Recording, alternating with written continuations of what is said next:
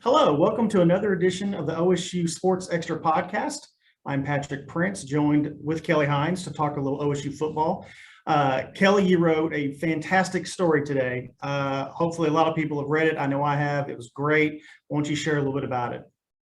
Yeah, it's not very often you have an opportunity to write about the backup long snapper. So kind of went all in on it. His story is really incredible.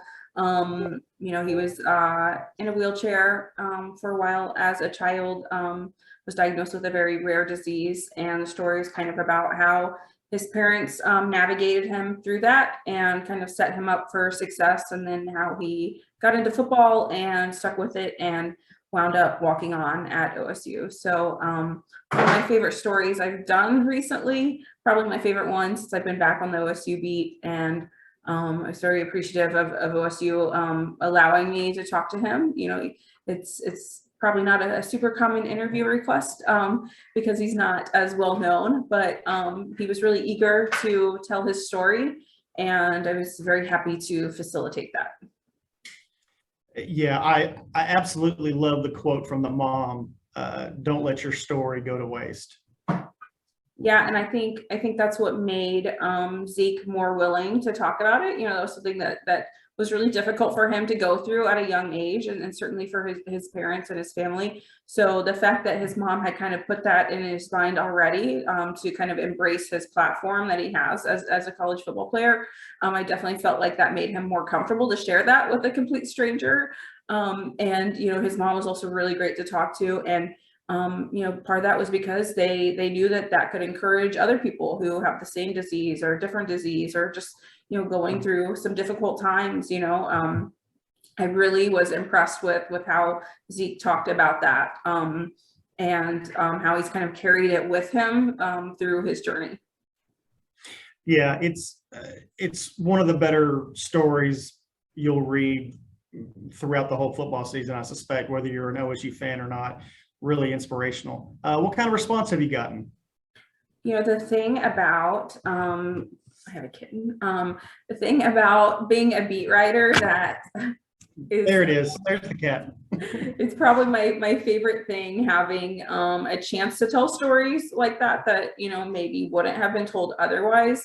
And anytime I've done stories like that and the subject of the story reaches out to me and says, thank you so much for sharing my story and for talking to me, like what the messages I get from the people it's about mean so much to me, because that you would never want to tell someone's story and for them to be like, that's actually not, that you got the wrong impression, or it's their story, you don't want to mess that up. And so, Zeke sent me a message thanking me, and I was like, no, thank you for telling that story. And so that really meant a lot to me. And his mom had nice things to say about it too. And they were, obviously the main people that I talked to for the story. So that is always a good feeling when the people it's about, kind of give their seal of approval. Yeah, absolutely. Absolutely. Okay, let's return to on the field for just a second. And I was going to ask you this anyway today, but then after seeing your video that you posted of Mike Gundy doing push-ups, maybe seems a little more appropriate. You covered OSU. This is not your first rodeo there. You covered him about 10 years ago, and now you've been back on the beat, hardcore, in August during this month. Is Gundy different now, or is he the same? He definitely seems a lot different. I think some of that comes from the comfort factor of having a university president and athletic director who support you fully, and I don't think that that's just for show. I really feel like that support is there. And when you don't have an uncomfortable situation, like it seemed was the case with Mike Gundy and Mike Holder, I definitely think that Mike Gundy is it's a good time to be him. I think he's seeing that he's built this program to be sustainable for success every year. I mean, that's pretty incredible. And to go into a season with a fourth year starter at quarterback, I just feel like he's maybe just feels really good about where they are as a program and the potential for this season. And I think a lot of that just comes with longevity. Yeah, that's right. I have 5 kittens right here. I was starting to say they're starting to emerge over there. Yeah, they hear me talking. This one's real cute, pre-adopted. I definitely think that he's always had a sense of humor and like this other side to him that, kind of comes out at times, but he seems more comfortable than ever, like showing that. And he was kind of in rare form today. August is a long month. Like we still have 2 weeks before the first game. We're all just trying to get through it. And, he kind of came out and said, I don't really have many updates since the last time we talked, which was 5 days ago. But, if you guys have any questions about my workouts or about my cameos, because he's on Cameo now, and that was the whole thing. But so, we kind of went with that for a while. And he was asked about one-handed push-ups. So he, demonstrated that. That's just, like Nick Saban would never do that. Like, like they're just different coaches who are, really serious and don't have time for nonsense. But, Mike Gundy, he's become more approachable, and I think he's showing his personality more than ever. Yeah. And he's comfortable with who he is and where his program is. So I think once you are able to get to that point, your personality will come through because you're just more comfortable.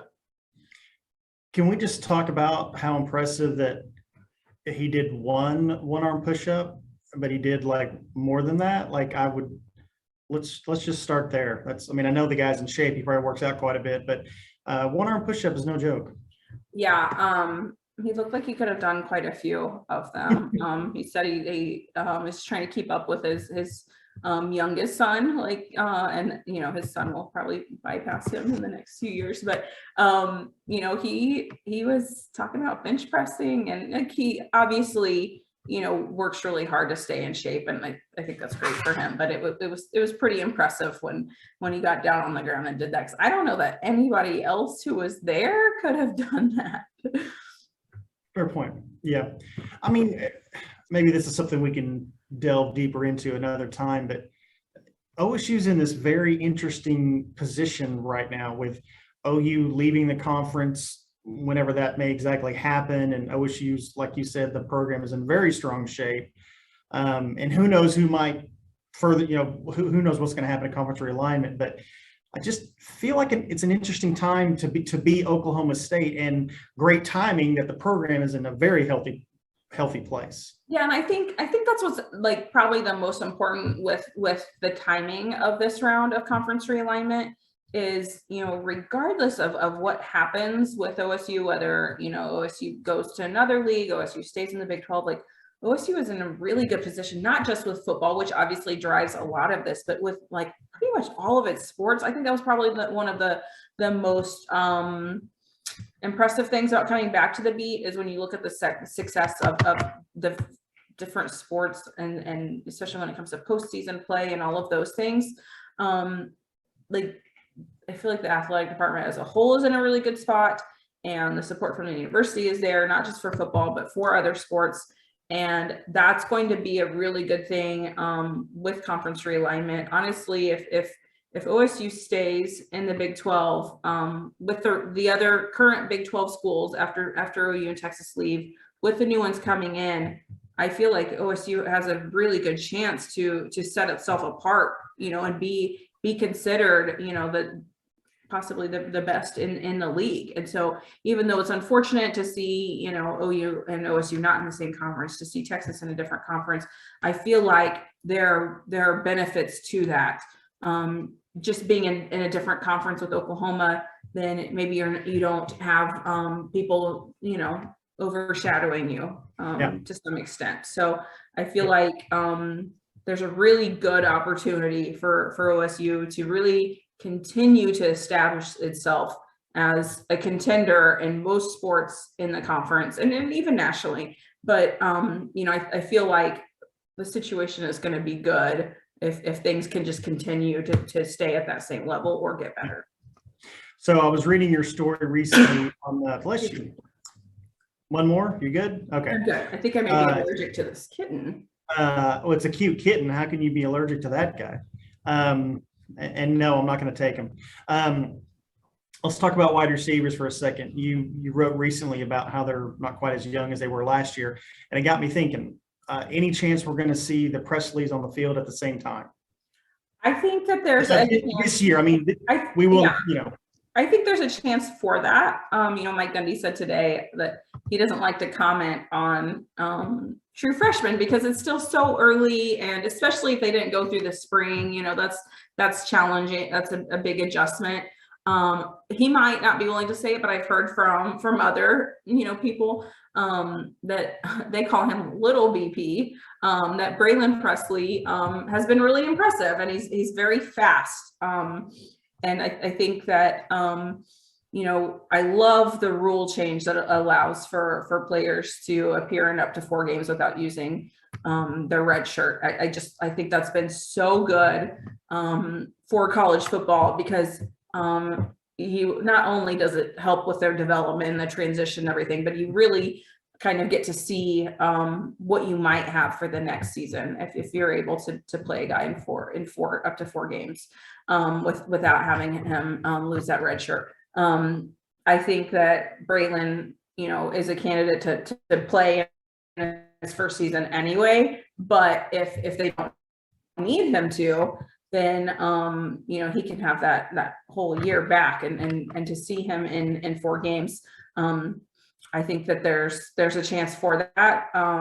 They both are really skilled return men, and I think it just depends how OSU wants to handle that. I think Brennan has certainly showed that he is very capable, and he could do a lot of different good things on the field. Braylon is still young. He's a different, I think people so frequently think of them as being very similar, but they have different body types and they bring different skills to the table. But I feel like Braylon, really, players coming out of Bixby, they're going to be pretty ready to play at the FBS level. I mean, they've had a ton of success. They've especially if they've been in the program their whole lives, they've really been prepared for that kind of stage and that level of competition. So I think that definitely helps.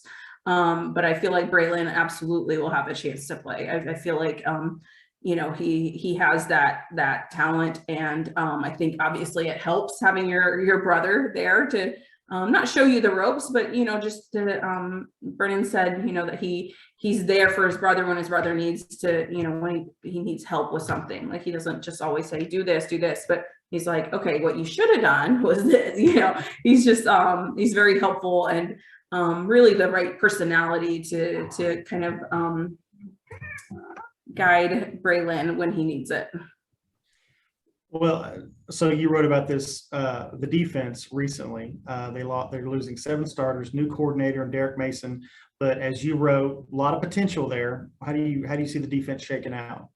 I think it's such an asset to have a defensive line like OSU has, for that to literally be your first line of defense. I feel like that really sets the tone for the rest of the defense. I've never covered a defensive line with this amount of talent. They're so deep and just so experienced. And I feel like when you're that strong at a position group like that, then you can kind of piece things together from there. And OSU definitely has really good pieces at every other position. So if you're, able to affect the way the opposing offense plays because of your defensive line, then that's going to put your other guys in position to do good things. And I feel like the corners are the 2 starters are guys who were backups last year, and they played quite a bit because that's just how it's going to be in the Big 12. There's going to be a lot of rotating at that position. You have to replace really good linebackers, but there are guys who have been in the program, and you have a newcomer like Xavier Benson, who I think is going to be one of the most important players on the team this season because of the role that he needs to step into.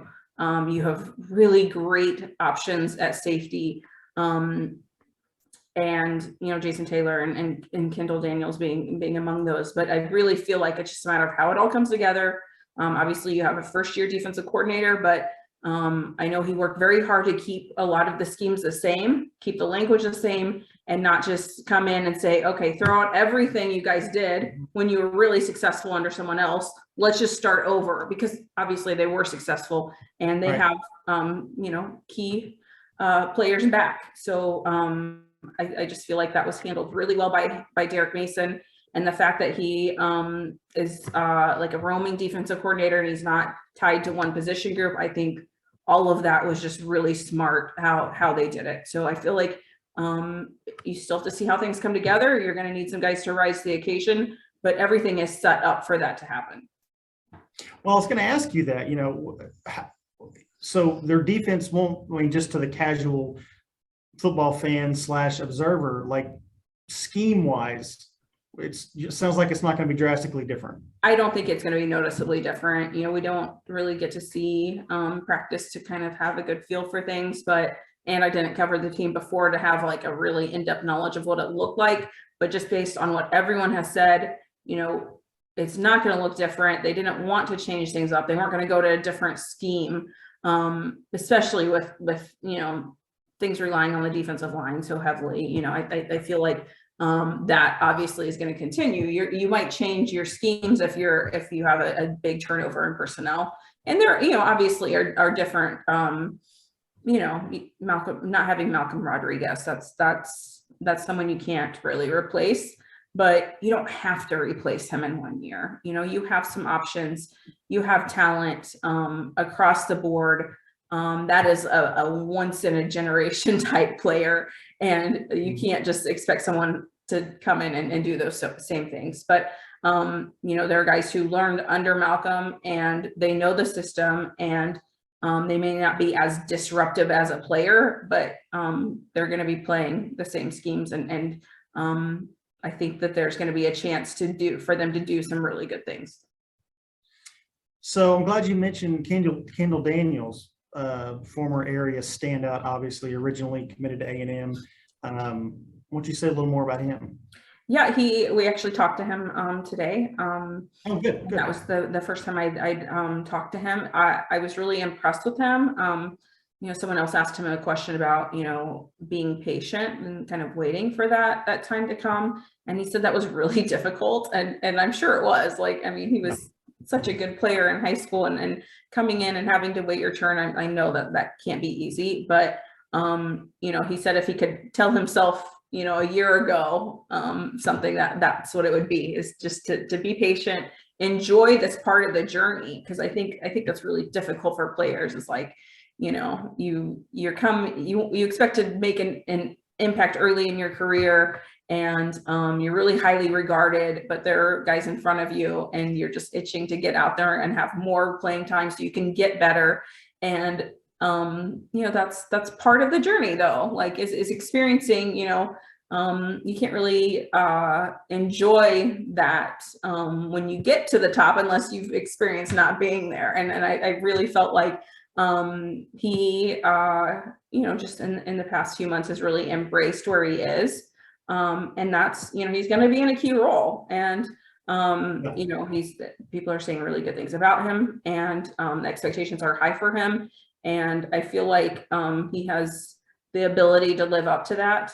And that's when it's exciting to cover some of these guys who are from our area, is just, having seen them, kind of from afar, but seeing them develop throughout their high school career. And now it's their time to shine at the college level, and just seeing how that goes. It's not always easy. It doesn't always happen instantly, but it's kind of exciting to see him have that possibility. Yeah, absolutely. All right, we'll leave it there for this week.